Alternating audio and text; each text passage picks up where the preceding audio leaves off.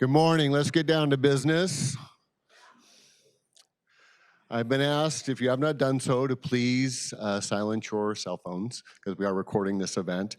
Welcome. My name is David Demore. I'm the Executive Director of the Lincy Institute in Brookings Mountain West. Thank you for taking time out of your morning to join us today. For those of you familiar with our work over the years, we've done a lot of events and a lot of projects, but few have generated the interest of this one.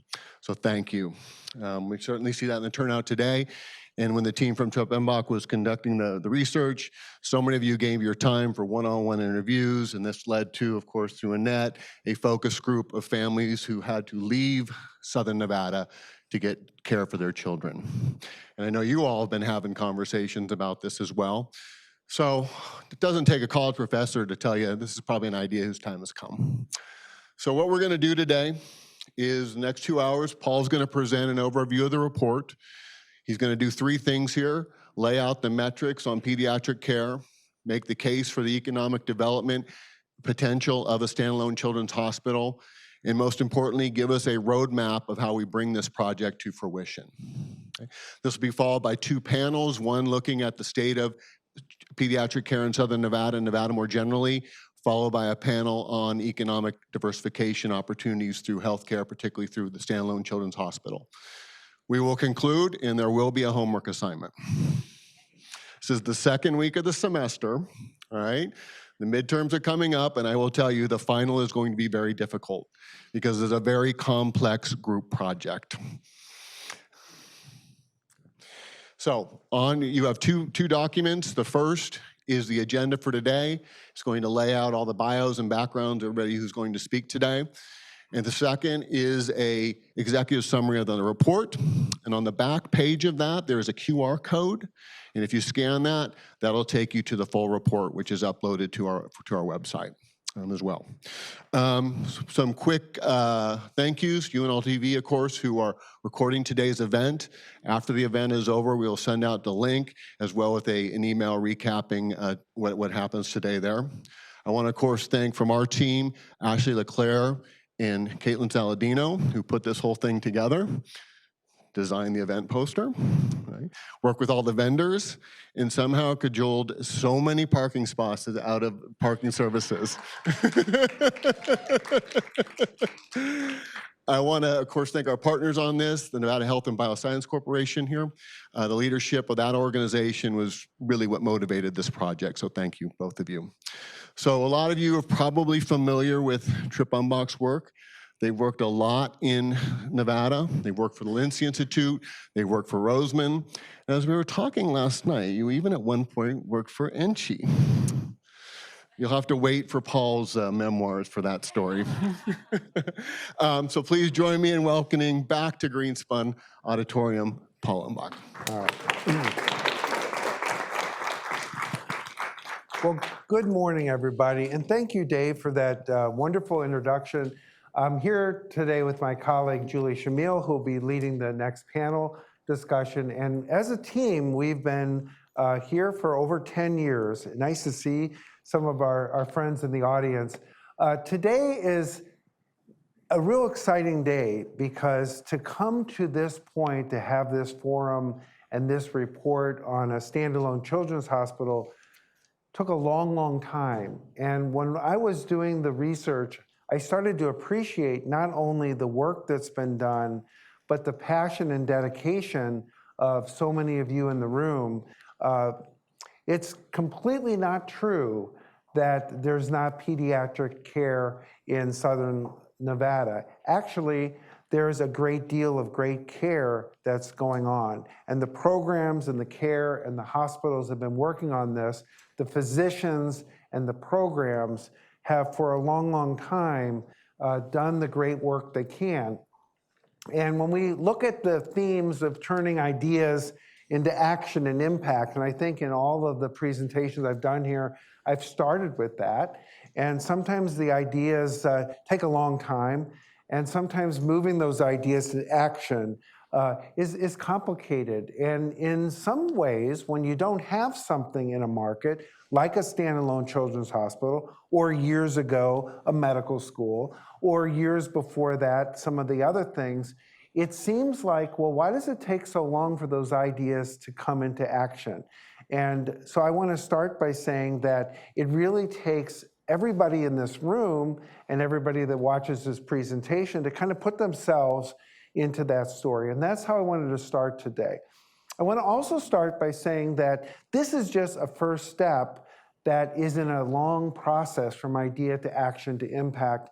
And what we do in this step is we start to envision what it could be, and then we start to say, what would the impact be of what it could be? And then we start to go a little further and say, well, how would it work for it to come together to be that? So if you're looking today for a business plan with very hard numbers and drawings and a site that's been picked and a name for it, you're gonna have to wait a little bit, because today we're really just starting the conversation, but it's been a conversation that's been going on for 30 years, and that's one of the things I learned. So let's go through some slides. My job today is to give you an overview of the study, and my job is also to find out where the clicker is. My job is to show you. And Caitlin, thank you so much for your job. I'm in my 40th year since graduate school, so I've been doing this a long time. You can tell by looking at me that I'm not a young consultant anymore. The hardest thing in presenting is in presenting. It's the technology that goes along with it. And I think everybody knows that. I want to thank the sponsors. If it wasn't for the Lincy Institute and our new friends at Nevada Health and Bioscience Corp, although they're not that new, because we had worked with Chris Engelstadt and others on the Academic Health Center report before, so thank you for that. I always have notes to say, thank the sponsors. Here we go. The study highlights the benefits of establishing a standalone children's hospital, but it also talks about how this would change the market, how this would change the lives of people in the future. And it's immeasurable what pediatric health means to the economy and what it means to quality of life and what it means to the real essence of what a community is over time. So it's hard to put a number on that. And it will stimulate the local economy. And my job is to kind of share with you and unveil for you some of these things that this can do. I have to point this way. Come on. Nope. Come on. There we go. So one of the things that consultants do is they do something called benchmarking when they start a project like this. It's an easy thing to do, and it's a fun thing to do. And what it does is it allows us to say, okay, where are other peer markets, places just like the Las Vegas, Southern Nevada market? And so we looked around mostly in the Western United States at similar sized communities. You won't see Los Angeles on here because it's too big of a community to be peer benchmarked. But you will see Austin, Denver, El Paso, Omaha, Phoenix, and Salt Lake City. You will not see my new hometown of Kansas City that has an awesome standalone children's hospital because it was too far east. And you won't see Pittsburgh, where I spent 30 years, which is where I'm from. But what you will see when you look at these hospitals is that some of these are new facilities. And some of them are facilities that have been around a while. But what you will notice with these facilities is some of them have university affiliations. Some of them are freestanding private. Some of these are part of an academic medical center like in Omaha. And some of these are part of health systems like the Intermountain Health System with the Primary Children's Hospital in Utah. And so one thing to start off with is if you've seen one children's hospital, you've seen one. And they're not all the same. And the other thing you're going to notice right away is that these bed sizes are pretty big. And wow, well, I thought that Paul was only recommending 150-bed children's hospital. Why are we getting such a small, independent, standalone children's hospital? Well, it's because what we unveiled in our study was there's 116 beds already in the market at the children's hospitals. And we also unveiled in our study that there's a lot of health care that's already being provided in the market to children. So one of the first things I came to was this huge number that's been in the media of how many dollars and children have to leave Southern Nevada for healthcare. So I investigated that right away, and I realized that the number isn't really as big as people think. Actually, if you read the report, you'll see that the amount of dollars that go outside the area from Medicaid is only $128 million. I say only. When you're around billions of dollars, hundreds of millions seem small. And the second thing I learned was only 58 million or something like that in hospital care goes outside the market. So we don't need to build a 300-bed children's hospital because we have pediatric care already in the market. And that's what this benchmarking helped us identify. We're the only community of our size in the country without a standalone children's hospital. And that's not that surprising, because if you think about it, Las Vegas got to be 2 million, 3 million, I guess someday 4 million people a lot faster than other places. So if you look at some of the markets that are the same size, they've had the same population for 100 years.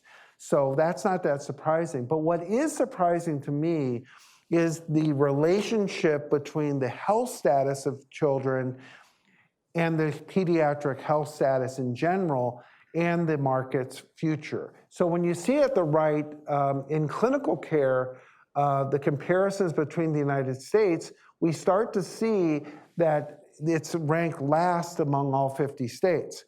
This is a difficult number to explain to people in the audience who have spent their whole life providing care to children. And I'm old now, so I have grandchildren, 3 of them, and a couple more on the way.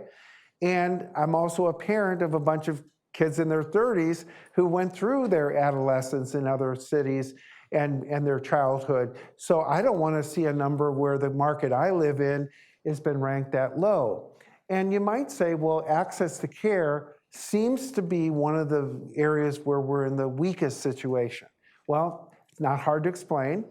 When a market grows so fast, and when a market has about 600,000 or 500,000 children, and not enough providers, and not enough services, and not enough subspecialties, you start to see where access is a problem. It's almost like you can never catch up to create enough of that.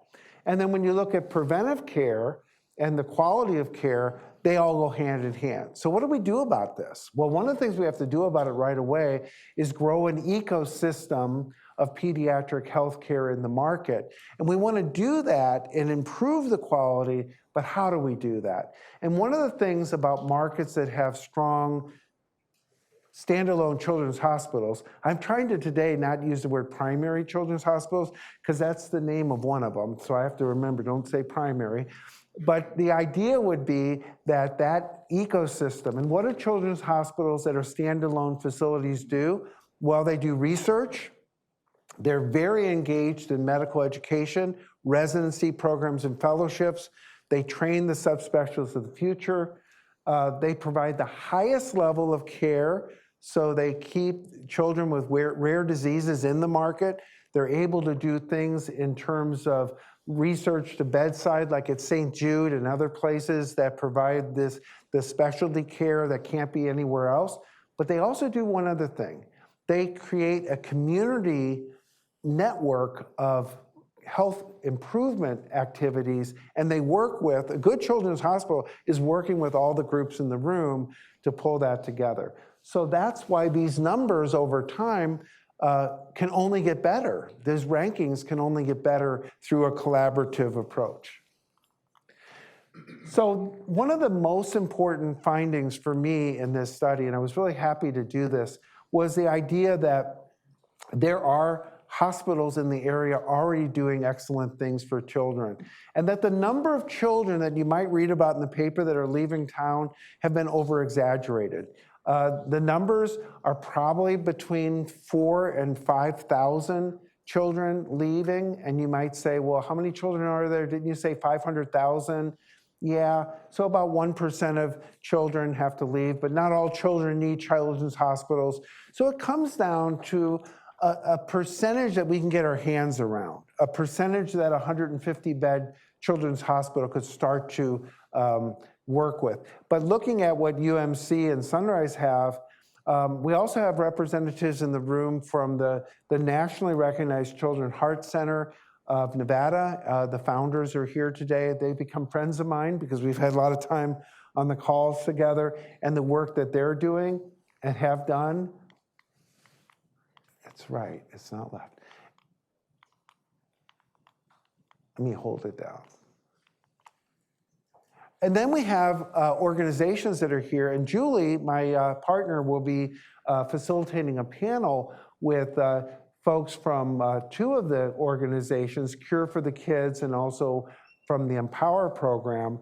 There's the medical schools and the Kirk Kevorkian School of Medicine. I know that Dr. Khan is here today, the dean. I also see that this opportunity to grow residencies and fellowships is really, really important. But Roseman University, as they're moving into their opening their school, and our friends at Touro University also have opportunities to come together and grow the physician pipeline. I want to say something again that I said before, and I probably went over it too quick. Without doctors, especially subspecialists, a children's hospital cannot be successful. And without programs that let children from the region get the highest quality of care and to have the pathway and the access point. And a lot of that access point comes from parents and parent-child advocacy groups. The highlight for me in this study was having an opportunity to have a focus group with children, well, of parents of children. And that was the highlight of the year for me, actually, because as a young, I'm not young, as a grandfather with young children, I could really imagine the cost and the pain of having to leave the market for care. It costs $3,000 for a family every time they have to go out of town for care. Because what I learned was they're not going out of town for a visit and coming back. They're going out for an average of 8 days. What I also learned was that $3,000 does not include loss of wages, loss of opportunity, the stress, and the economic stress, but also the physical stress to those parents that have been given up their life to dedicate for their child. And when you start to look at that, it's millions and millions. I think our number is a small number, like 50-some million, that it's costing parents in this market every year to go out of town. So those that are involved with the Children's Advocacy Alliance, the Rare Disease Council, the Children's Mental Health Consortium, and this new group called Act for Kids Nevada, which comes out of a parents' advocacy effort. These are part of the ecosystem that's already here. So how do you make this work? Well, turning ideas into action and impact is easy to say, it's hard to do. But one of the things that was really important in looking at this was, could we do it? How could we do it?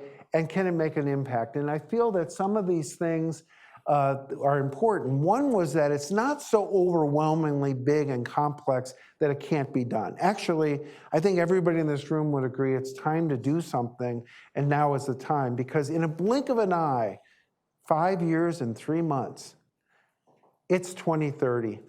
And I'm gonna do this until 2050, and I always used to think 2050 was so long in the future.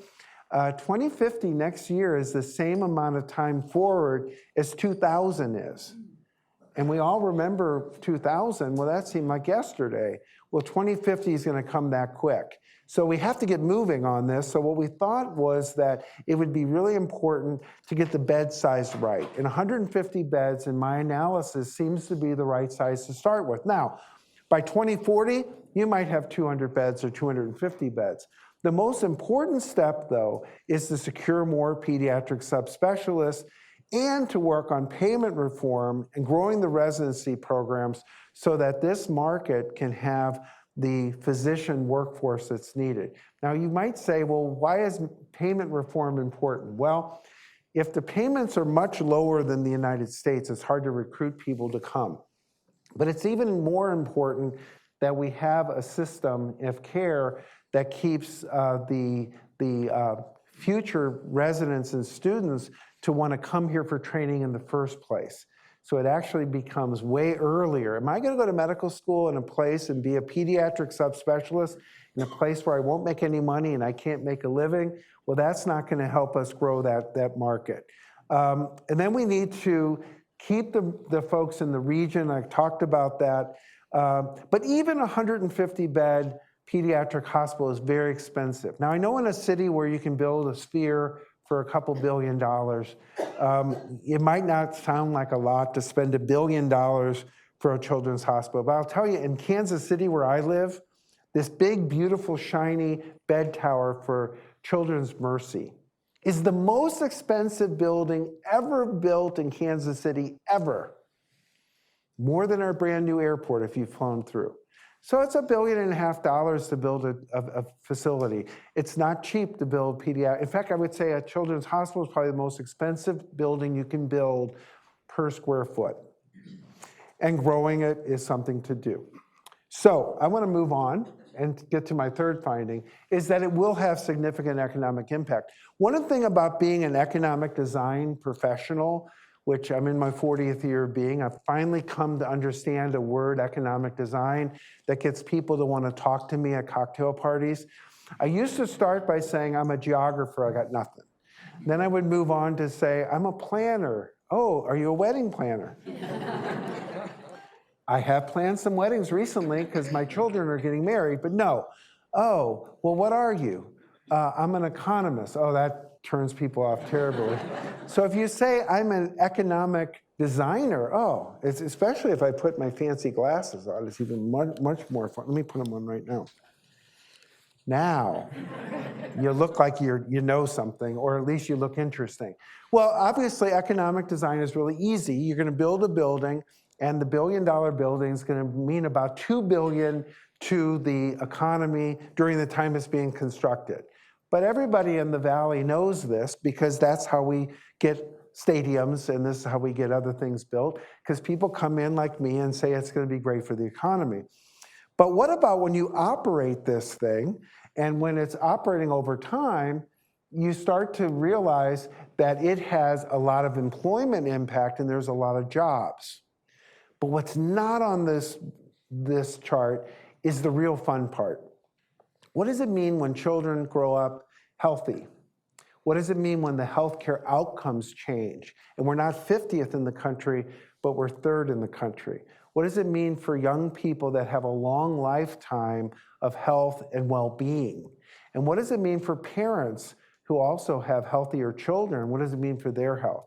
The relationship between health and wealth is so indisputable, but yet we don't think about it very often, that somebody healthy lives longer. And every year we all live, we add another $120,000 to the economy just by being alive. Well, multiply that times all the years that people can live into the future, and how much more productive are we at work? How much more innovation do we have when we're healthy? So that's not on this chart, but it's in the report. So how do we do this? What are the keys to success? One of the keys to success is a collaboration between the hospitals that are already here and what I'm proposing to be a national partner that's invited into the region that has some experience in developing a children's hospital. Those integrated partnerships have proven to be the most important way to move a project like this forward. And the other thing is to make sure that the regional pediatric ecosystem works together to do that. So in our report, we talked to a lot of people. You'll see them listing in the report. But we talked to a lot more people than that, because over the period of time we've been doing this study, there's been a lot of people that have called us, sent us information, and like I mentioned, by talking to parents too. Another key is financial sustainability. This thing has to work financially. And it's become more and more difficult. There was a report this summer that said that pediatric hospitals are struggling around the country, the standalone ones. It has made it clear that the cost and to have a hospital is gone higher and higher. It shows that there has to be a mix between philanthropy, because as you know, children's hospitals have to raise money because they don't make it on their own. There has to be public support from the state and from the county. There also has to be private investment. But at the end of the day, the most important part to keep them financially stable is to make sure that you're not overbuilding something that costs too much, but really working as a system level. Finding the right site so it can be a hub and spoke system. In my mind, the best place for a place like this would be something that's close to all the different children's emergency rooms. It would be a place that would be able to get to accessibly, but our report does not suggest the site. Our report says that that needs to be decided in the next step. But again, community engagement and support is the make and break thing. I think we can get over the regulatory environment. I think there can be a hospital that is seen legislatively as a special hospital for pediatric services. I didn't see a problem there. But really the community engagement and support, it really begins today.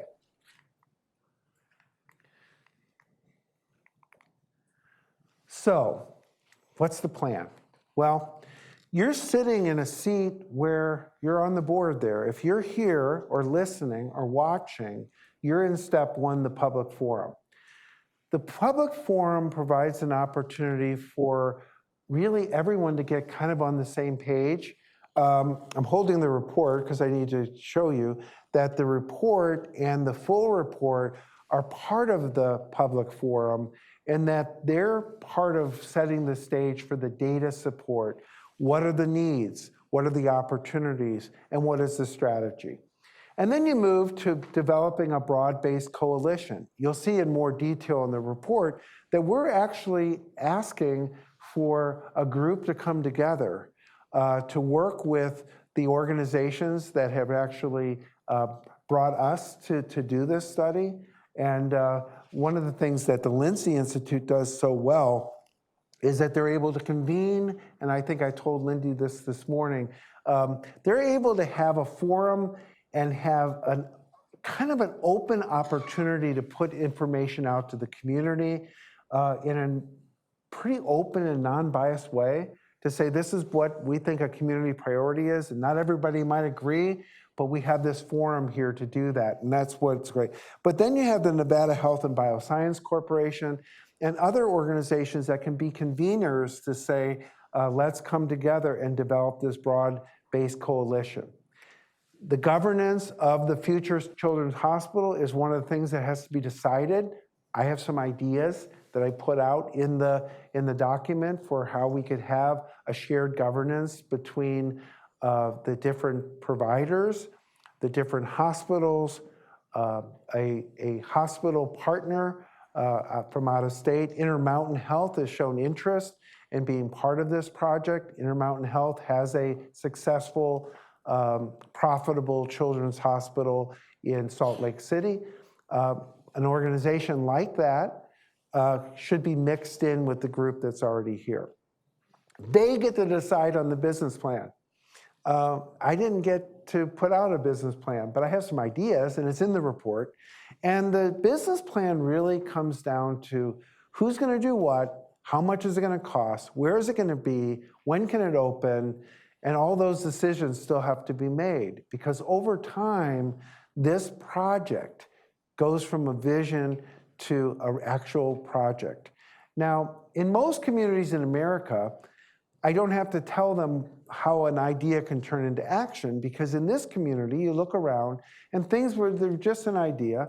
One of my favorites is the high roller.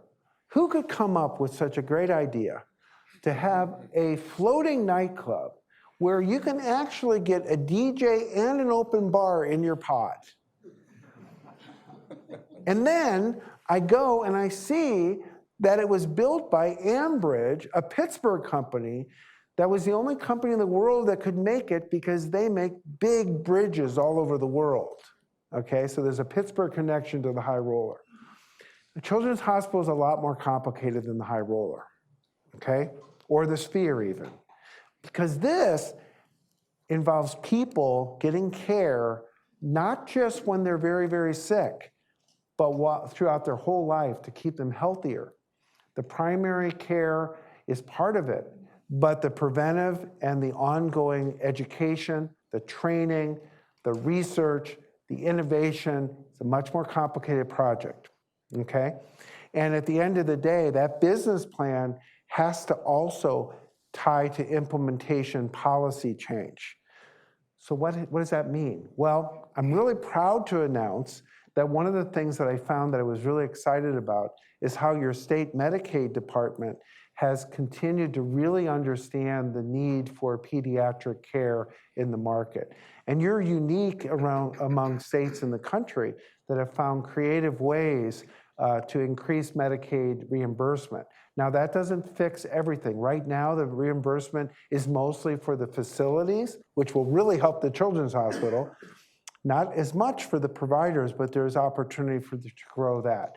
There's also opportunity for graduate medical education expansion through Medicaid, Medicare, and I feel that if there's one thing that you have to do is grow the number of doctors that treat children that are living and working and practicing in this. And those are some of the policy changes.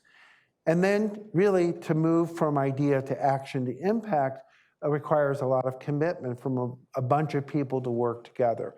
I want to kind of close by saying that we've had about 3,000 project opportunities in the 40 years I've been doing this. This has been one of the ones that are most special to me. I'm not from this community, as you know. And I want to close by saying that every community has three groups of people that make the community great. They're old timers. There are newcomers, and there are comebackers, okay? And every community is a mix of newcomers, old-timers, and comebackers. For a community that's got the perfect mix, everything is possible, and they do great.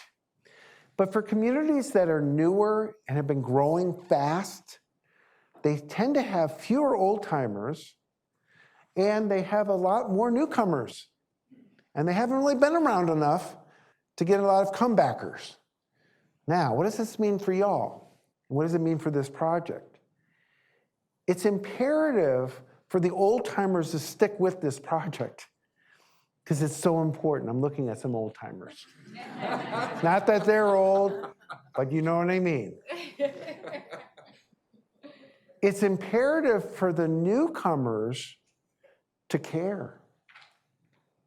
You know, or as Tim Waltz would say, to give a damn, or mind your own damn business. He uses damn a lot. But at the end of the day, it also means the comebackers have to really engage, because there's not that many of you comebackers. Actually, most communities, I work in some communities that only have old timers and comebackers. They have no newcomers. They are totally not successful because they have the opposite problem you have. But in this case, it's going to take people that are new. And you know who you are. Usually I do show of hands. Who's one of the three? A lot of pressure on the newcomers because the newcomers have to step up because there's not as many old timers or comebackers. But I want to just close by saying that it's very, very important that this is something we all can touch in our heart and connect with. And this is why, of the projects I've been involved with, it's been one that has meant the most to me. Julia's a mom, and this is my introduction to the panel, because I think I'm supposed to introduce her. She's a mom, 2 kids. I'm Uncle Paul to them. And she gets it as a mom. I think we all get it as dads, too, for those of us who have not been blessed to be females. For some of us who have been given the lower level of human consciousness, the male. But even in our lower level of consciousness, we understand the power of this project. So if it's okay, Dave, for me to move on to having Julie come up and introduce the panelists, we're going to go straight into that. Thank you very much. Thank you. And curtains can close. Thank you, Paul. Oh, is this on? Can you guys hear me? Perfect. Well, thank you, Paul. I think you did a very good job. You're my boss Yeah. Presenting our study and the work that we completed. I think I have to turn this off, maybe. He even did a good job with the clicker. I was proud of him. But I'm really excited to be here today. Paul explained our work and went through our process in the sense of the key findings and recommendations for next steps. I wanted to touch base regarding our process. So through our process, like he had mentioned, we completed benchmarking, in-depth research, as well as the focus group. We also completed a number of key stakeholder interviews throughout the community. And with that being said, we thought it'd be helpful today to have the first panel come up. I'll introduce them to really give some additional insight on the landscape and the areas that they're working in regarding pediatric care. So I will introduce you guys one by one. Our first panelist is Andrea Peterson. Andrea is the Executive Director of the Empowered Program at Roseman University. The Empowered Program it's a care coordinated model that supports pregnant and postpartum individuals who have used opioids or stimulants for any reason, and it's designed to empower individuals to be prepared for the birth of their babies and thrive as caregivers. Thank you, Andrea. Our second panelist is Annette Logan Parker. She's the founder and chief advocacy and innovation officer for Cure for the Kids. The foundation is an independent division of Roseman University of Health Sciences and is Southern Nevada's treatment center for children battling cancer and rare diseases. The organization is dedicated to advancing the treatment and prevention of childhood diseases through clinical expertise, cutting-edge research, and innovative approaches. Thank you, Annette. And our third panelist today is Suzanne Bierman. She's the managing director at Sellers Dorsey, which is a national Medicaid financing and consulting firm. Prior to her role at Sellers Dorsey, she was the former Medicaid director for the state of Nevada. So she's experienced in Medicaid, public health, hospital financing, research, advocacy, and public policy. So we have 30 minutes. I have a set of questions. I'm looking to ask around 3 or so questions to each panelist, and I'll start with one panelist at a time. And again, at this point, it's really just from an educational standpoint. They helped us a lot through our process, educating us on the current landscape regarding pediatric care in Nevada. So I thought it would be helpful today for them to discuss their work and discuss how a standalone children's hospital could help as well. So Andrea, I'll start with you. Can you explain a little bit more about the Empower program, how it got started, the work that you're doing, and how it's funded? Yeah, thanks for the opportunity to be able to highlight the Empowered program. So you mentioned it a little bit, but we are grant funded, and that grant funding comes through local, national, and federal grants, and we support pregnant and postpartum individuals that are experiencing substance use disorders and their infants with wraparound services. So sometimes there's questions around what does a wraparound service look like, and that's going to consist of things like case management, peer support from individuals who have lived experience, group counseling sessions, individual counseling sessions, and then community building activities and health education. We like to say that we support them on their road from recovery to stabilization to resiliency. But more important, I think, to the conversation that we're having today is how the Empowered program came about. And essentially, I worked as a newborn intensive care unit pharmacist in a level 3 NICU here in Southern Nevada for 13 years. And my co-founder, who's a neonatologist who's here today, and I recognized an underserved population. So very similar to what we're talking about today, our pediatric patients are underserved population. And we identified some gaps that we had in care, and we identified barriers that existed in our community to be able to accessing the services that were available. And we worked, and I'm looking at physicians in our audience today, but we worked with the amazing physicians within our community. And we established referral pathways to the Empowered program and then different treatment algorithms. And those physicians consist of neonatologists, pediatricians, pediatric specialists, OBs, and perinatologists.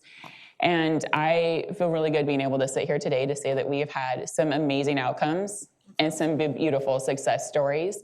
And I think really like the point that I take away and that I learned through that is that this is a beautiful community, and that again, underserved population with pediatrics, if we lean in on the physicians that are here And if we partner with the existing hospital systems that are here, and if we collaborate with our community partners, we can achieve those exact same outcomes for our pediatric population. That's awesome. Thank you. So would you say, can we also discuss the potential holes that you see in the provision of care regarding pediatrics and just how a standalone children's hospital could help fill these gaps? So there's a lot of different holes, and I think that we had a discussion around some of the holes that exist within, maybe prenatal care specifically, and I think that the biggest thing within prenatal care is a physician shortage. So, providers, which I think that all the different things that are coming to our community. So medical schools and a children's hospital is going to help us recruit those physicians. But, I was talking to a good friend who's a perinatologist the other day, and she was sharing, an experience she had with a patient recently that she diagnosed this patient in utero with her infant had a cleft palate. And so she said, in that moment, I want to support this mom. And I want to be able to send her to support groups. And I want her to be able to access those resources. And she said, I didn't have anywhere to send her. And she said the mom actually did research and came back to her and said, oh, there's these resources out of state, or there's something here in state. She said, I'm writing them down so that I can make a note for them in the future to be able to support my patients. And so with a children's hospital, I think that, and the right partnership with the delivery hospitals and everybody playing their appropriate role, we can have those resources available for families. So for example, like with this family, it would be support groups available through a children's hospital. Speech therapy, so that when that mom, if she's going through that pregnancy, she can touch base with a speech therapist and say, how do I feed this baby? And when this baby's born, how am I gonna feed this baby? And then having those specialists, a pediatric ENT, a pediatric plastic surgeon, in one spot that can easily communicate with each other, which we call it consolidation of care. But having that consolidation of care would provide so much support for our families and their infants, but also support our providers in the work that they're doing. Can you also explain, going back to the first question too, on how Empowered is funded? Grant funded. So we are exclusively grant funded. And I will say the state of Nevada is our #1 partner. I've actually worked with Suzanne when she was the chief of Medicaid. And so can just really attest to the beauty of this community and wrapping their arms around an underserved population.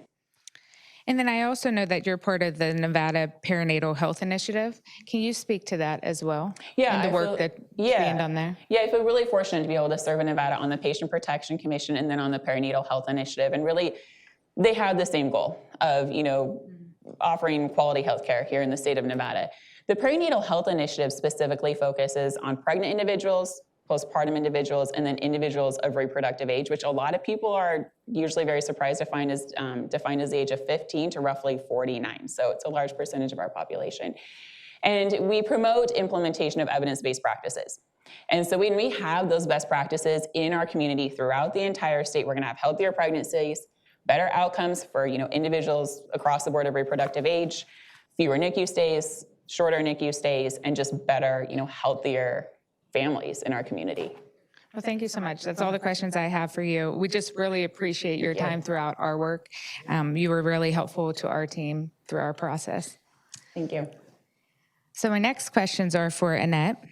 So Annette, I know that Cure for the Kids was developed in 2006. Can you explain how the program has evolved? Sure. So Cure for the Kids Foundation started on the kitchen table at my house.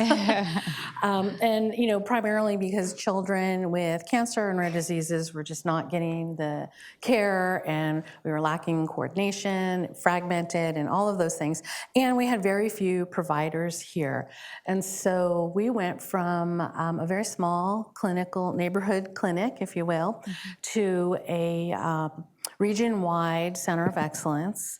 It's taken us 18 years to go from idea to impact. And, I have to tell a little joke for Paul. The only thing worse than being an economist at a cocktail party is running a children's cancer center. Because you think the conversation goes woo with you. The conversation really goes down with me. I joke about that because it's an important subject that isn't always openly discussed. But we have evolved, expanded our services to not only include treatment and research, but we also have a comprehensive support system for the entire family. A lot like what Andrea was talking about, these families need a lot of services, a lot of wraparound, a lot of communication and collaboration. And that's the foundation of Cure for the Kids. The hallmark of our organization is making sure that children who have very complicated medical situations have the care that they need locally that meets and exceeds the same standards of care that we would see across the country in other centers of excellence. So that's what we're about. We currently employ all of the practicing pediatric oncologists and hematologists in the area. We have rheumatology, we have genetics, we have a lot of those wraparound services under one roof, and that has basically evolved over the last 18 years. Okay, perfect. Can you explain how it is funded? Sure. So we are a fee-for-service institution, just like any other medical institution. We use philanthropy to augment that. So we're a 501c3 tax-exempt organization, and we have funding from a variety of different sources. About 96 to 98% of our funding comes from the practice of medicine, contracted with Medicaid, all the major payers. We have great support from local philanthropists to help fill the gaps in those things that these families need but aren't reimbursable in the current model. And then we have research funding and different grant fundings. And your model is unique too because you actually bring in patients outside of Nevada to receive care. Yes. So can you speak about that? Because that is unique to Nevada in this situation. Sure. So our patient population primarily comes from the state of Nevada, but we see a tremendous amount of patients from the surrounding states. So Utah, Arizona, and California. We've seen children from 31 different states across the country, which surprises most people when I say that. We are geographically desirable for our surrounding states. The River Run and those folks, it's easier to get here than it is to Phoenix Children's, and easier to get here from, say, Cedar City or St. George than it would be to get to Salt Lake. But what is also interesting is over the years, as we've grown in clinical complexity and our research offerings have increased, a lot of those patients that come from out of state come to us to access research that isn't currently available within their communities. So, example, we currently have 60 open clinical trials, which is, for those of you, that's an astronomical number of open clinical trials. 32 of them are specifically in the children's oncology group arena, and the other 28 consist of expanded access, different observational and interventional, and registry studies. And then we also offer unique therapies that are not offered in other cities. Example, just last month, we started to provide gene therapy for a particular type of hemophilia. We've since received 3 out-of-state referrals for that therapy, and we expect to receive several more because we are one of 6 centers that offers this particular type of gene therapy west of Kansas. And so we bring in a tremendous amount. In 2023, we had 200 patients that had out-of-state zip codes. Also surprising is we have children from out of the country as well. So probably not as surprising, we see several children from South American countries, but we've also treated patients from as far away as Jamaica and Africa. Oh, wow. So then that leads me to ask, what are your thoughts on the development of a standalone children's hospital and just the potential relationship and partnership you would have with the hospital? Well, that has a layered answer to you, right? So I think to first understand, the hallmark of high quality care for children with cancer and rare diseases is collaboration with many, many providers, multi-specialty providers, particularly subspecialists. To appropriately care for our patient population, we rely on everybody in pediatric medicine. We rely on, ENTs, which are few and far found in our community. We rely on pediatric radiologists, pathologists, cardiology, gastroenterology. Everybody plays a role in taking care of these very, very sick children. And so what I have found over the last 18 years, so I've been actively recruiting pediatric specialists to move to Nevada for the last 18 years. And through that experience, I've learned that the academic experience where providers, subspecialists are trained, where they learn to become physicians, where they learn to practice their particular specialty, that's done in a children's hospital. And then when we call them and recruit them to come here, and they look at what we currently have to offer in Nevada, frankly, it's intimidating to them and it's a deterrent because they're accustomed to working in these highly integrated environments with shared technology, shared medical records, all of the appropriate specialists that are required, and we don't have that. It's fragmented. I want to point out, like Paul did, there are a lot of really amazing physicians, and we do an excellent job of collaborating with the providers that are here. Some of them are in the room with us today. But what happens is that work is harder to accomplish. It's the burden on everybody involved to get those things. It takes time, and it's often time that we don't have when it comes to these really, really sick children. So I believe that affiliation with the Children's Hospital will help us improve what's amazing things that are already happening here in the community. Because it will, by the nature of what a children's hospital represents, it creates that environment of collaboration. And that's what I find is the most frightening thing for new young specialists who have been trained in these children's hospitals. They come here and we're expecting them to speak a different language than the one that they were taught. And that's very challenging. And I can tell you, for every 20 specialists that I recruit and talk to and interview and have conversations with, one is willing to come here. Thank you very much. Yeah, and then, something that I want to add that people might not really understand is 4% of our entire patient population comes from out of Nevada. And so having a freestanding children's hospital would attract those patients to come here. So we're not just talking about Nevada's children, we're talking about the rural area that surrounds the state of Nevada, and those children need help too. Thank you so much. Thank you. So my next set of questions are for you, Suzanne. In the 2023 legislative session, the state appropriated a significant amount of new money into Medicaid, which can have a real impact because of the federal match. Who do you see benefiting from this increase?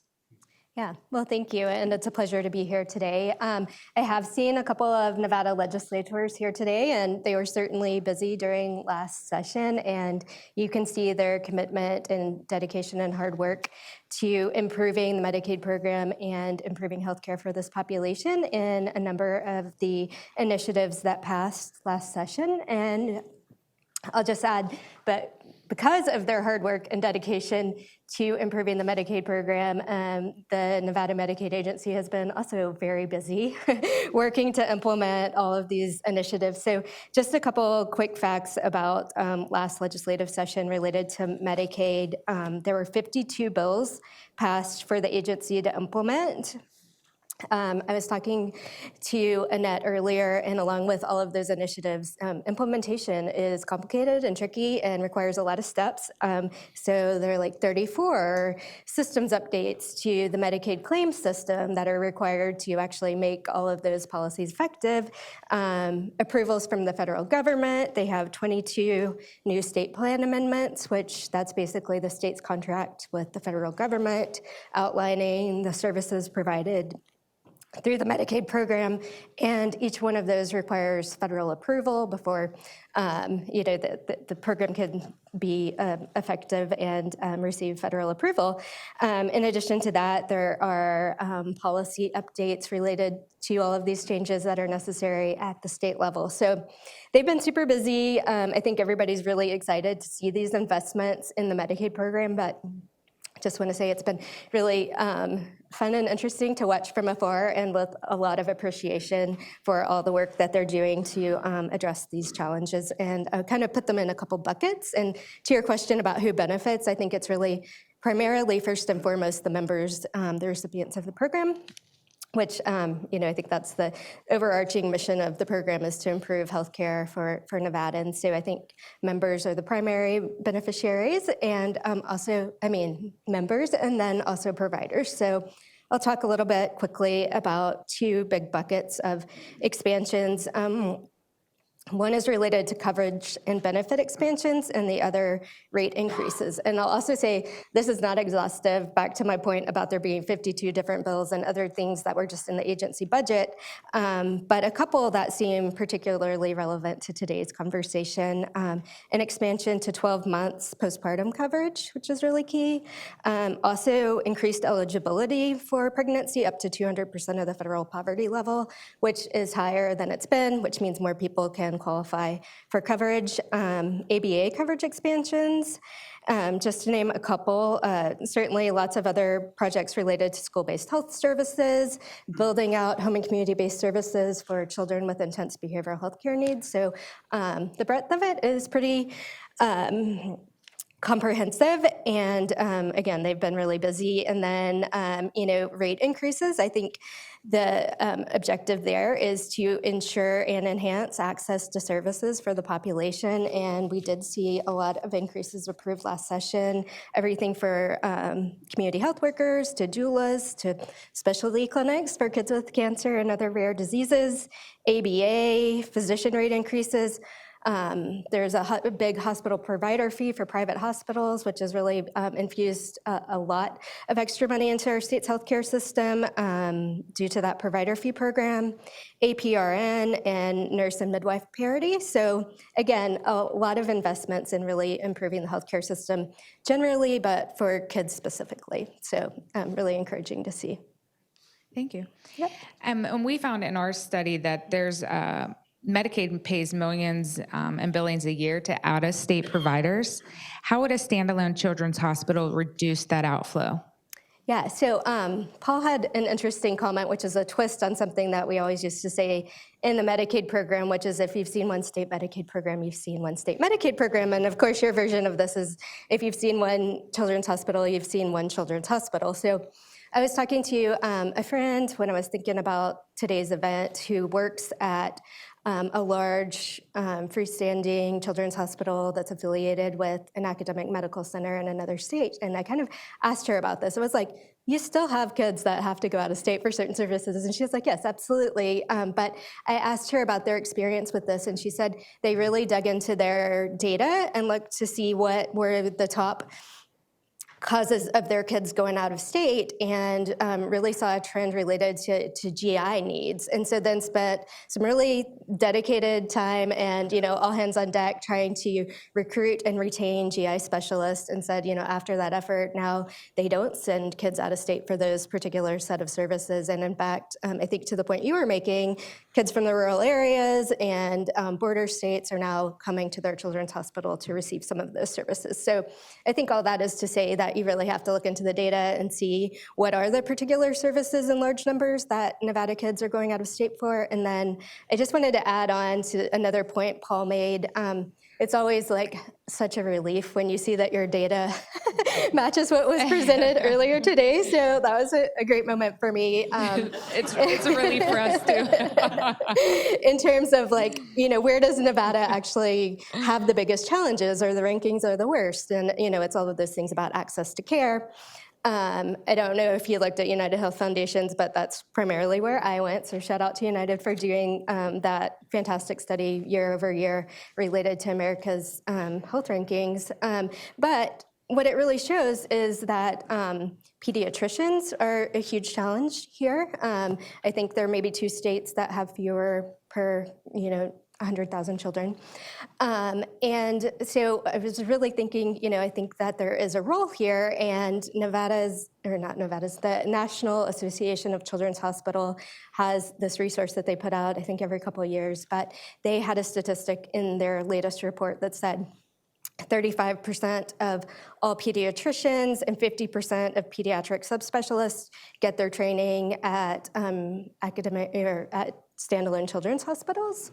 So I don't know, I see some friends from AAP in the audience. I hope that point resonates, but I think that that's an important thread to continue through these conversations is, yes, we need pediatric subspecialists, but we also really need to focus on that primary level of care. Pediatricians, we definitely don't have enough. So I think it is just looking into like the state-specific data and figuring out, where you get the most bang for your buck in terms of how you start chipping away, because certainly we would love for everything to be available in state, but you have to prioritize. So I think that's kind of the gist of it is just really looking at the data and trying to make a thoughtful plan about how you start building up those subspecialties, and also specifically in Nevada, how you tackle the issue of not enough general pediatricians as well.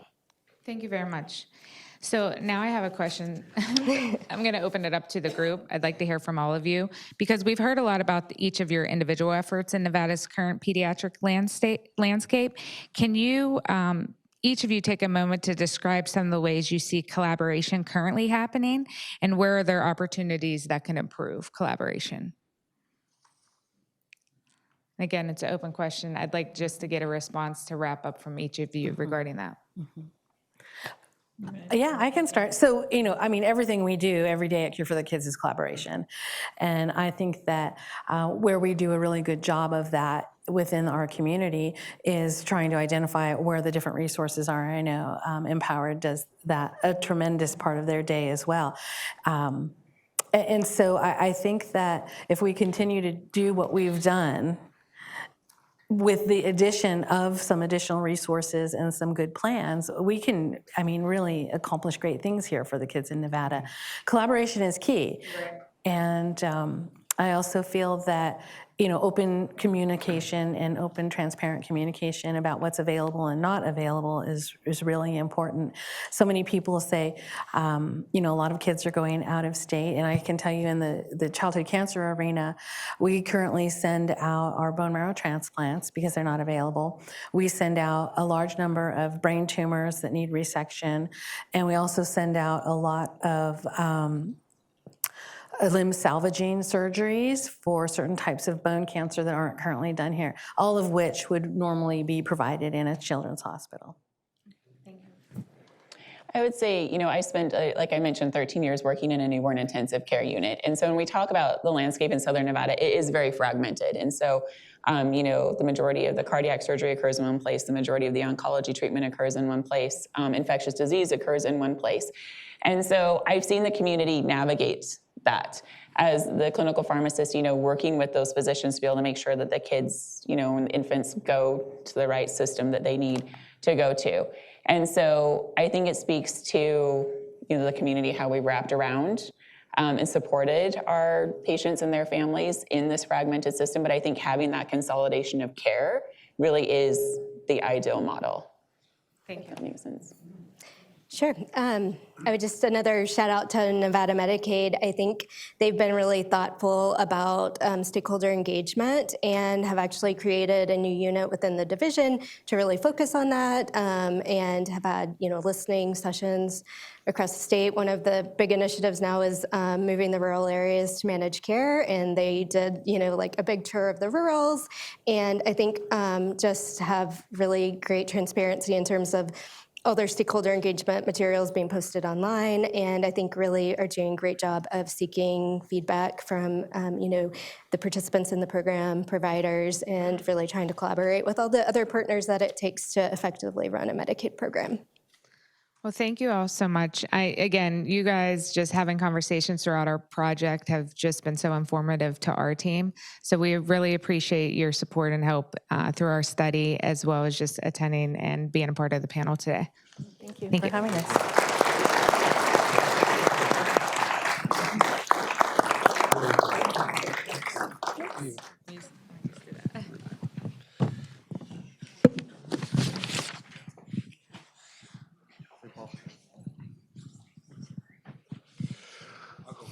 You go far away over there? All right, thanks. So as we wait for our other panelists to get mic'd up, so I think what you heard in the first panel was, emphasizing what the point Paul made, right? There's a lot of good things happening in Southern Nevada when it comes to pediatric care, but highly, highly fragmented. So tell us how we're going to fix that. Well, I want to just say to everybody that you start with what you have, but there's so much mortar that's needed with these bricks. And one thing we were fascinated by was how this community has gotten as far as it can without a standalone children's hospital, because people, regular people that care, found a way to collaborate and to connect, but without a common network for patient care records, and without a hub for where they all can be close and work together like in a fully functional children's hospital environment, there's so much more that can be accomplished. So I think as we start to think about building the mortar and bringing these bricks together, there's unlimited possibilities, because in a lot of markets, the children's hospital has been there forever. And because of that, it's been kind of the place that children go, and that's where the trauma services and the subspecialty care is.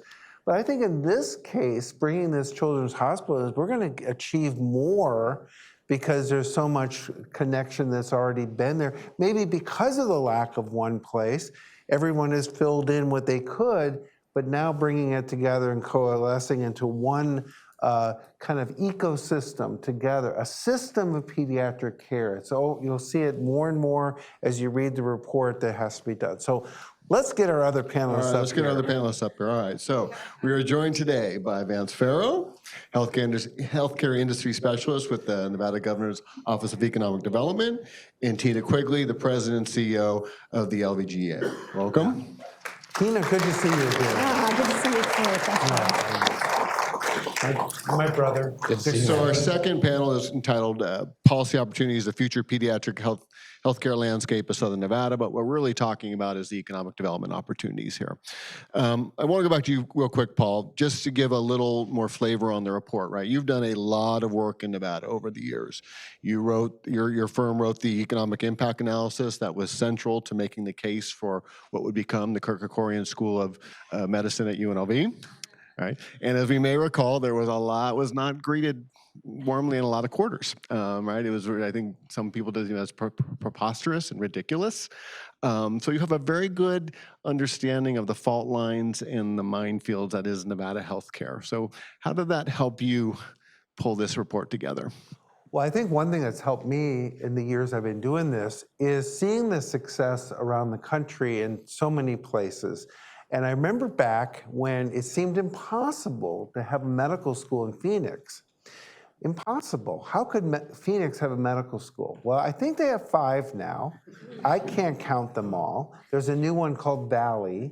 There's a bunch of the Mayo. There's a whole bunch of them.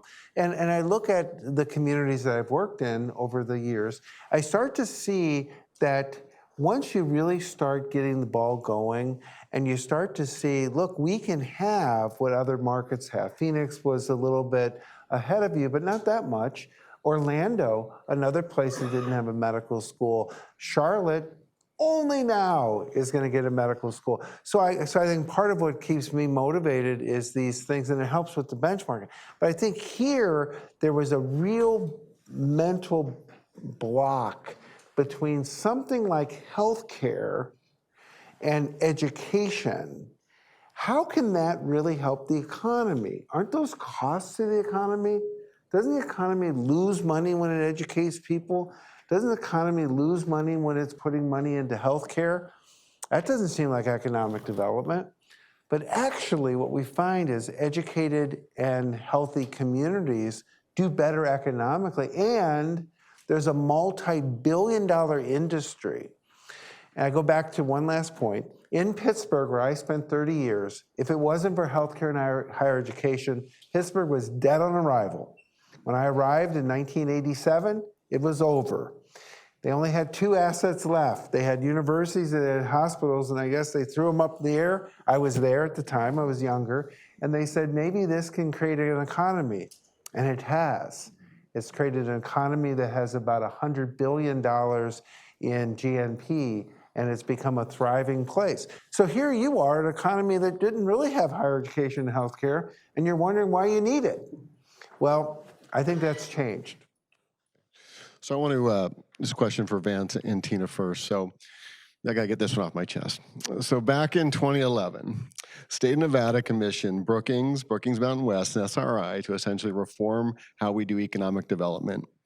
And one of the big recommendations of that analysis was grow the healthcare economy. Now, here we are, 13, 14 years later, and it seems like we're finally getting that message sinking in. So feel free to blame it on your predecessors, but why has it taken us so long to wrap our heads around this idea that building the healthcare economy is economic development and diversification? Do you want me to go first? Because I have a lot of opinions on that.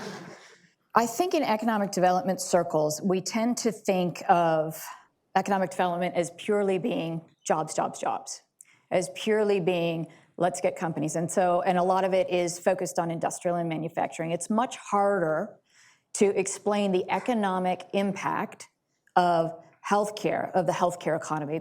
So the way I describe economic development or an economy is like a bucket of money.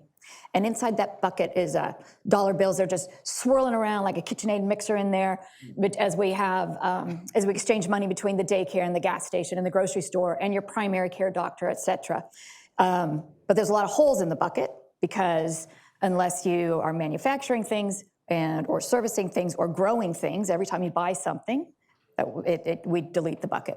So healthcare can be seen as just being a dollar, and so our role in economic development is to bring in new spigots of new money, and new money generally comes from things like manufacturing traditionally, or servicing something, tourism. Tourism is actually a great big huge spigot of money in that bucket, because you're bringing in new money.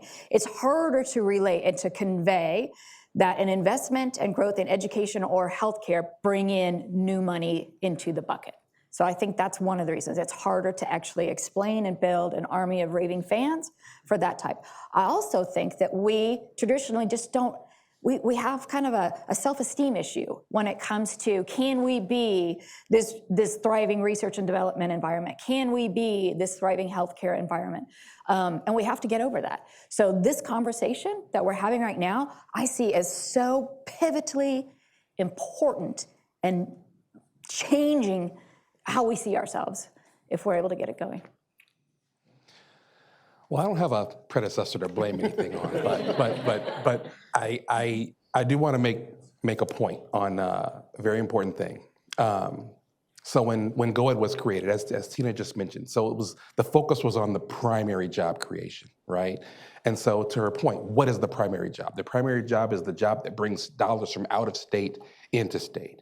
And here I come in healthcare, and I'm like, well, that's just a small sliver of what healthcare is, but I get it. And so through all of that, I would say around 2013 was when we started to have our first conversations, when I met Paul, when I met Julie, and we did this. And we've done this for several years around the concept of the economic development of a new medical school. And should we make the investment, and can we make the investment, and when's the right time to make the investment? And then the investment got made and that got done, right? And then we look at, I just thought about this. 6 rounds of state investment in graduate medical education funding? That doesn't just happen. You have to, those incremental steps. And so we are here now standing on the foundation of many incremental steps. In 2012, when I got here, there was no Las Vegas Medical District, right? So now we have one, and it's growing. Obviously, there's room for that expansion. There's room for more to be there. But those are all of the things that I believe that it is sinking in. We are making great strides. We had a wonderful partnership with LVGEA. We went to Bio, which was a huge bioscience conference in San Diego, and now we're planning for the NIH to be here to present to us on how to access their resources and funding. All of those kinds of things build on each other, and it's very exciting that we're actually, you're right, that the sinking in, the penetration, it's happening. I mean, Paul, you've been here for every phase of that, to the tune of last week's accreditation visit for Roseman. I mean, we hope to have good announcement in a few months, but everything builds on itself. Yeah. So also one of the challenges, Paul hit on this, and I think you can speak to this as well, is one of the challenges we have is we're growing so fast, right? That, you look at our metrics and we see job gains in healthcare and those are all wonderful, but it's basically keeping pace with growth. So we really need that sort of moonshot, if you will. So how does a children's hospital, standalone children's hospital, create that sort of momentum to get us not just trying to keep pace, but where we need to be? Well, I liken that to the building of a mall, right? And when you build a mall, the thing you need is a big anchor tenant. And then you've got that hallway where all those other stores get filled in, right? And having that standalone children's hospital come in and say, I want to be here, that greases the rails for a lot of other movement, a lot of other momentum. We talked about the investments in GME. Those will also happen at the pediatric subspecialty level, fellowships, creating the ecosystem, as Paul has mentioned, to build those subspecialties, the research, the R&D, the pharma, all of those kinds of things that will naturally fold in. The work that Annette has done, it'll only be exponentially expanded with a standalone children's hospital. So I think that it's all those baby steps that add up to quite a distance when you look back. Can I add something too, only because you may know this. So Andrew Wood from the Center for Business and Economic Research has done some work for, is he here? Oh, Andrew. So correct me if I get this wrong, but where it looks like historically communities, just as they start to reach population base of 2.5 million, is when their healthcare system starts to catch up. That they're behind. When their population hits a certain threshold, then we start to see organic growth. Did I do that right? Exporting, yeah. Okay. Thanks. So we got 200,000 more people to go? Yeah. No, we're getting to work on it right now. And one thing I would like to add is if you look at the workforce and the growth, the steady growth of workforce, that growth has been steady through a housing crisis, through a pandemic, and there's no bubble in that. It's been steady growth. Absolutely, and that's a point well taken. Is that these are recession-proof jobs in a community that is one macroeconomic downturn away from, we know where that goes on this one. So Tina, you've often said when you're out recruiting businesses that some of the barriers that you have to get over are K through 12 education, healthcare, the infrastructure here. So how would a standalone children's hospital in the community make your job easier?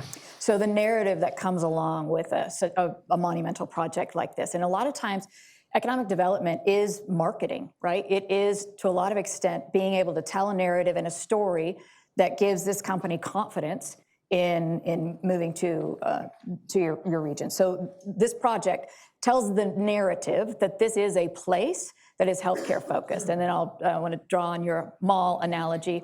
So the role of the LVGEA would be to get those ancillary businesses that want to be close and be part of the supply chain or be supportive or do research and development associated with that anchor tenant.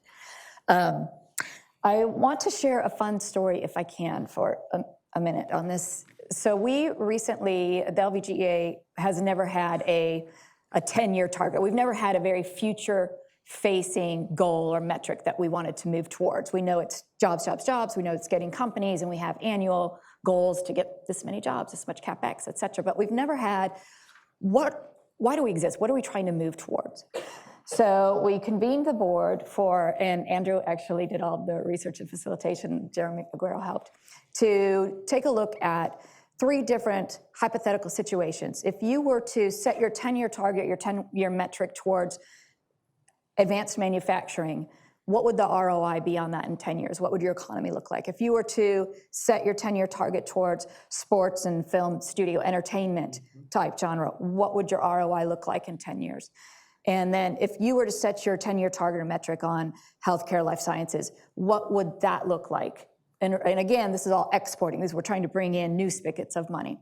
So Andrew presented, and I love it. He did use the analogy of, in terms of economic impact, instead of dollars, like Allegiant stadiums as our monetary. That's our new metric. Yeah. So actually, advanced manufacturing had the highest number of Allegiant stadiums. I think it like almost 3. Sports and entertainment didn't have as many. It was, but it's happening more organically, so it would be an easier 10-year target for us. Yeah. Healthcare actually had, I think it was a little over 2.5 Allegiant Stadium, an economic impact, but it was certainly the hardest for us to move towards. The board broke into, like, all-day conversation, broke into small groups, and I really expected there to be some ideological conversation about, because these other industries are all very important. They came back, and there's 60 board members, but we had almost 40 in the room that day, unanimously, to get 60, or we had 40 people in the room, to unanimously say, we choose healthcare, not only because there's an economic development ROI, 2.5 Allegiant stadiums. But we know that by building that industry versus the others, we build a strong enough community foundation that then we can attract even more high-wage, high-skill type jobs. While we're having this board meeting, I kid you not, one of the brokers stands up and she says, "You're never going to believe this. I just got a text from a client who has decided to not move their company here because they're concerned about our healthcare system for their employees." The irony, right? Serendipity that she would be able to stand up and share this. So I probably squirreled a bit, but I wanted to get that story out to the audience. I want to jump in real quick. I cannot risk the opportunity if you're using a mall as an analogy, because as you know, some malls are healthy and some are dying. You know that some are growing, and if you think about the anchors, yes. A children's hospital is one of those anchors.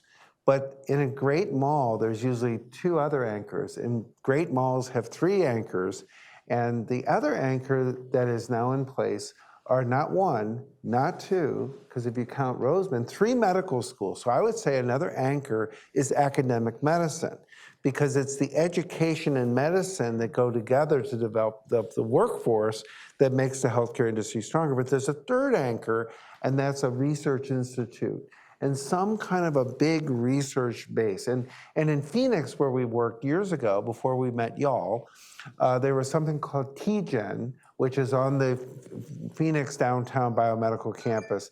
And that is dollars coming from the outside. This is a worldwide institute that brings in dollars, and they're now part of City of Hope.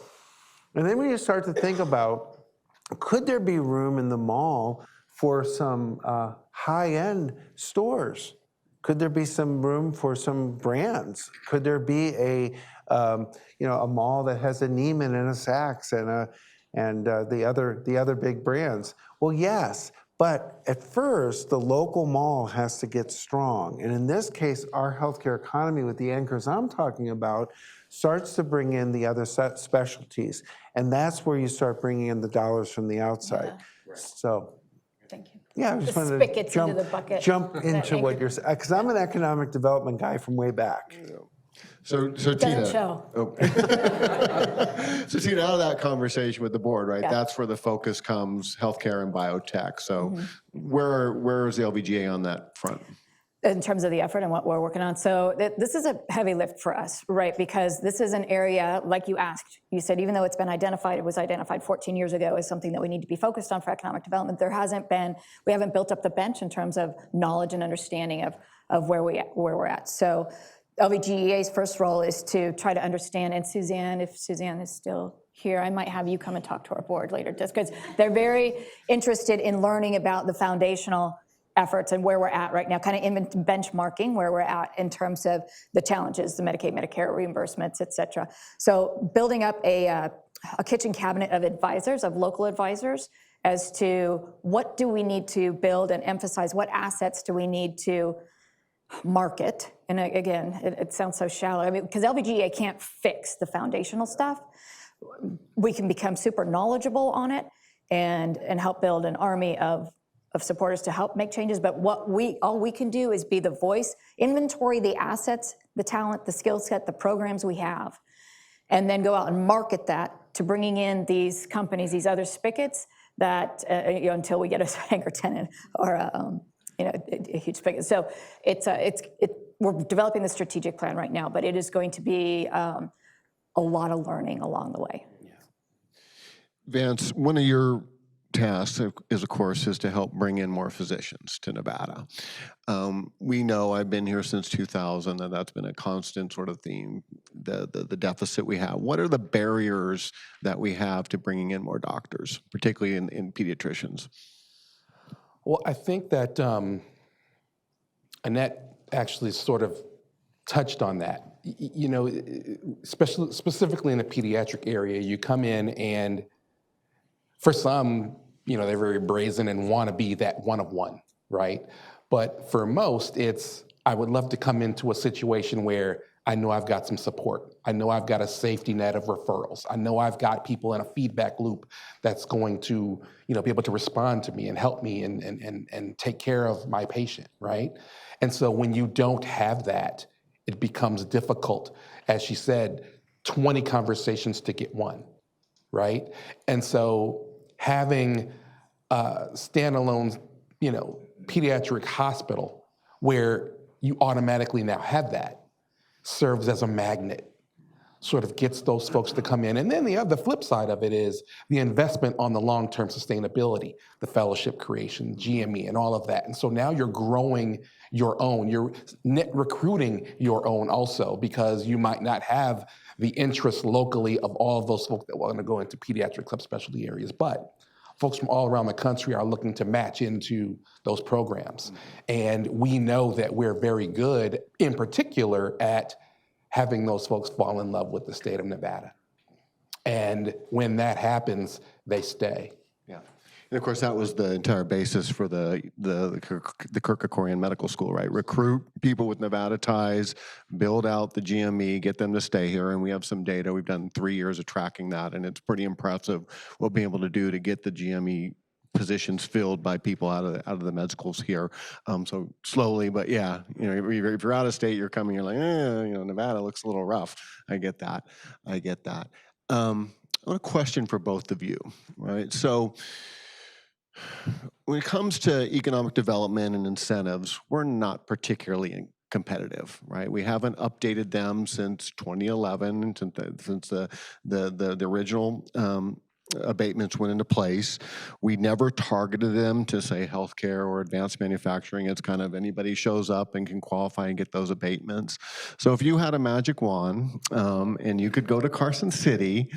And there's some in the room that do have that magic wand. What would be your ideal structure of incentives to jumpstart our healthcare, to further jumpstart the healthcare economy here?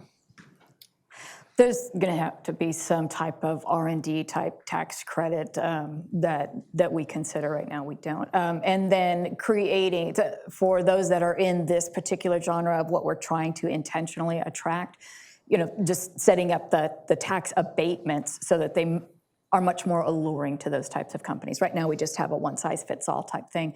And we're competing against states that have very fine-tuned, mature, and aggressive tax incentive programs to lure the same companies that we're trying to lure. If it's a high-skill, high-wage company, we are not the only ones that are going out fishing or even spearfishing for those companies. So yeah, essentially updating, targeting the R&D tax I think credits. we have to have some type of an R&D. And I look at it from just a slightly different lens, and I look at the state's investment. And there's a lot of data out there and running jokes about where people go for their health care and all of that, right? So we get the data and starting to assess why are people leaving? What are those specialty areas that show the largest effect on the budget and on reimbursement? And look at how our state is being billed for all of that out-of-state care, right? And start prioritizing, hey, wait a minute, as we look at all of this information that's coming in from our insurance world, what's the amount that we're hemorrhaging to oncology care? What's the amount that we're hemorrhaging for neurology? What's the amount that we're hemorrhaging for, surgical procedures and things of that nature? And say, well, wait a minute. Every answer is not going to be a big standalone hospital, big splashy thing. But centers of excellence that you can make investments in can slowly start to alleviate that hemorrhage, and then start to prioritizing those areas. And one at a time, you can start checking some of those things off the list. And in a few years, you can look and see how that has affected that hemorrhage, such that gets cauterized to a point where folks are getting their services here. And the data you're collecting here, this isn't Medicaid data, this is also private data? Absolutely. So you're seeing who by choice is leaving and has the dollars to do that. Right. Yeah. And what jumps out? So interesting. No, I look forward to, I think that's really interesting. I look forward to seeing that. Yeah. So Paul, I want to go back to you, right? So one of the challenges you uncovered, and I don't think it's surprising me in this room, is the unevenness of the care here. And a lot of that we can trace back to the economics of how incentives associated with different treatments work, right? So one of the things that comes out of the report here is that the for-profit hospitals in the region do a really, really nice job of providing the sort of care that are most lucrative, right? The biggest ROI here, but this doesn't provide that sort of comprehensive pediatric care. So that's what's creating our holes in our ecosystem there. So how do we overcome this tension, right? And how do we create, you talked about sustainability in your presentation. How do we sustain this, not just, to get it built and get it running, but 20, 30 years down the road? Well, I think there has to be a couple things in place, Dave. I think the idea of a nonprofit, not-for-profit, 501c3, standalone children's hospital that really connects with the philanthropic community, with the state, and with the providers in the community is the only solution. I think in a market that has more for-profit healthcare, you generally see what you'd expect, which is if there's high reimbursement for NICUs, you'll see them on every corner because that's where you can make money. But if there are certain service lines that don't make money, it's not really in the interest of the for-profits to fill in those other gaps or to have a lot of uncompensated care because their model doesn't work that way. And that's okay, but in a market that has so much of that, you start to have these gaps that show up. Then you have Catholic hospitals and Catholic hospital systems, and they're 1/3 of all hospitals in America. But they are faced with the same struggles of cost, higher and higher costs, lower and lower reimbursement, and they've had a hard time doing, because they're mission-driven, but no mission, no margin, as Sister Rosita once said. She told me that in Pittsburgh back in the 80s. She was a tough nun. And she goes, young man, you don't understand anything. We need money to do the service. I understand that, sister. Thank you. And then you have public. You have UMC. And the public doesn't want to put a lot of money into infant care. Why? Because who would really want to put taxpayer dollars into that? So we have hospital districts that don't have a big budget because it's hard to go to the taxpayer and say, could you please give us $1 billion more for those who are poor and don't have health care? So what do we do? Well, what we do is exactly what we've been talking about today. The only way to make the economic model work is a collaborative model where we understand these things. I feel that having a strong national health system with strong resources as a partner is very, very important. But it can't be only on some partner from the outside. It has to be a collaborative effort in the inside. It's great to have an organization that wants to run the hospital, but they can't really own and run the hospital if it's a nonprofit. It has to be a community-owned hospital with maybe expertise from the outside. there could be a mixed model. So it's going to take some time. But Dave, I want to let you know something. And I guess I'm old enough to know this. I hope I am. It can happen. And I want everybody to know it can happen because it has happened in many, many places. And Las Vegas is ready to join those other places. And I'm 100% sure that this financial model can be put together and for it to work, but it's going to have to be community owned with the for-profits and the government and everybody playing their role. So that's my answer. It can be done. Yeah. And when you were working on the report, one of the things we talked about was this sort of idea of a coordinating board. Yeah. And I had asked you, is there a model that we can look at out there? And you said, no, not really, but there's a lot of places that wish they had done it that way. I was working in El Paso, and they have a children's hospital that's part of their public health system. And El Paso Children's is a smallish children's hospital that's part of El Paso Health, and they're our client right now. And I told them that we was working on this project, and the first thing they said was, oh, we didn't do this, but let me tell you what we need to do. If we could have had in their market HCA and Tenet, and in their market, if we could have had a provider council and a collaborative approach, we would have gotten so much further faster. It would have been better for our community. It would have been better for parents and sick kids. It would have been better for everybody. I wish we would have done that. And so I called Dave up right away. I said, well, I found your model. It doesn't exist, but I know what it is based on some of the other children's hospitals. Because one thing you don't know is that we also interviewed all the children's hospitals on the list. And our company has also worked with 25 others. So we have people we can talk to, and they all said, boy, if we had a chance to do it all over again, this is what we'd do.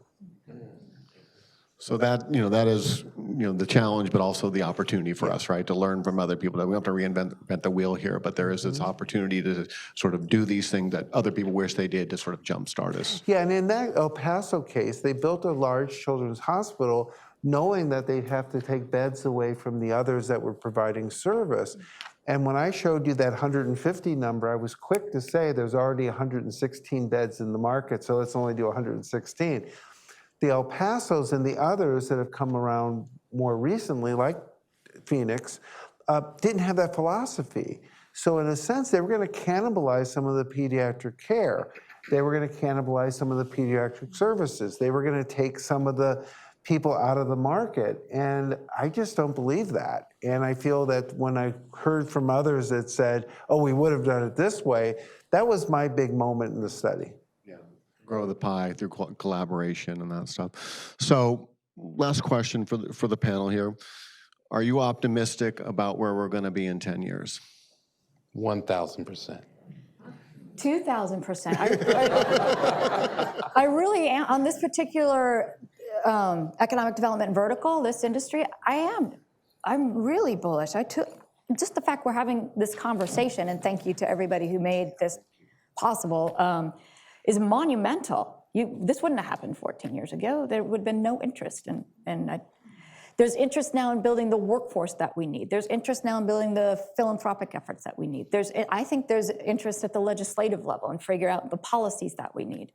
And I think it's a priority for most people.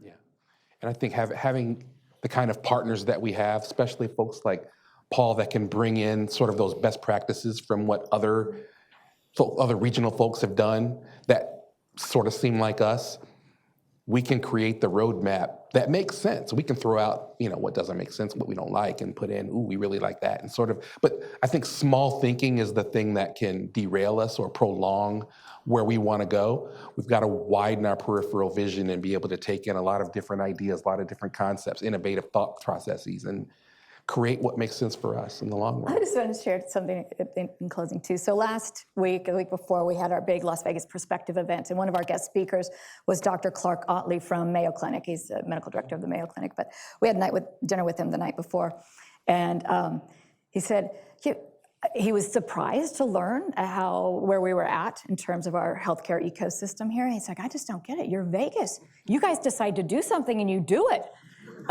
He's like, we should be learning from you. And I just wanted to share that. No, that That's was- an outsider's observation of And that us was in a our quite illuminating discussion because what, you town of 170,000 with an internationally Yep. renowned healthcare system. Yep. They had a head start, right? Yeah, they did. They've got about 100 years on us. Yeah, absolutely on that. But yeah, I mean, I think that goes to your point about the self-esteem issue, right? We know what we're good at, but we don't want to go in those areas that we're one. And I think a lot of it, in the last decade, like accepting that we're a big place, right? And we need big assets that need to be scaled. And, we're can't wait for the state of Nevada to do it, certainly because of the mismatch between the scale of Nevada and Las Vegas here. But between the interest here and what we've done on the medical school and other initiatives here, I think that very much so. I'm very optimistic. And I should share this.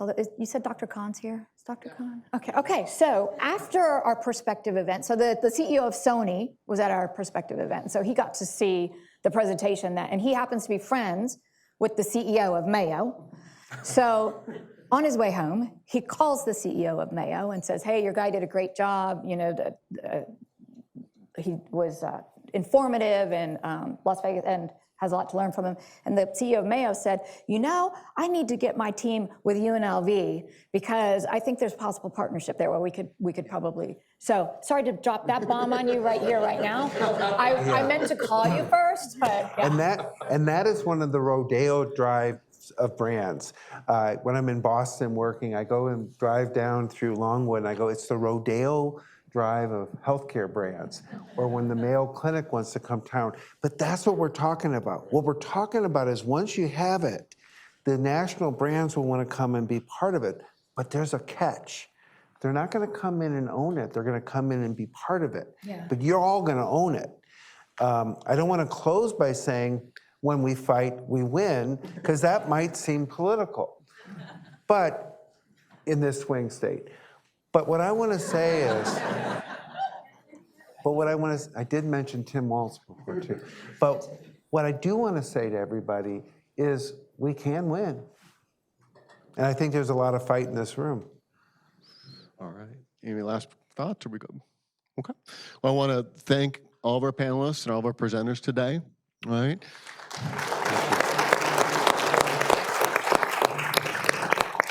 I want to thank the audience for coming out today and braving our parking. We certainly appreciate that. As I said, we will send out a link to the recording in an event recap here. So just to review what we've done. I'm a college professor, so this is how you do it, right? So why we need this, pretty clear, right? Deficits in our pediatric care, lots of good things happening, but lots and lots of holes in the ecosystem, right? That the children's standalone, the leaky bucket, yeah. So standalone Children's Hospital can sort of help us address a lot of the leaks in our bucket there. We also know it's good for economic diversification, right? These are jobs that are recession-proof. They are highly trained, and you're not just talking about doctors and nurses, you're talking about that whole ecosystem of workforce here, something that we're still missing. I think we're still about 2/3 of our predicted share of healthcare employment here. So a lot of ways to go there. And then Paul laid out a plan to get us from A to B, to take this idea and get impact here. So this is where the homework comes in. All right, we got about a 4 or 5 month window to figure this all out, right? So we need to use the information we have put out here today to develop that coalition, develop that business plan. What are the organizations are going to be involved? What are the financial commitments, right? So we can figure that all out, and if we need to go to Carson City for legislation in 2025, we can do that without drama and with region-wide support and get this done. That would be nice. That would be nice here. Now, I recognize that this won't be easy. If it was an easy thing, we wouldn't have been talking about it for 20 years. All right, so this will be tough, right? We've got a lot of egos and a lot of interests who are going to need to suck it up and work together and collaborate here, right? This is probably going to lead to some frustration. Patients are going to run thin. So when that happens, I need everybody to take a deep breath and then think about this. Think about what it looks like in 10 years if this does not happen now, and then get back to work. Thank you.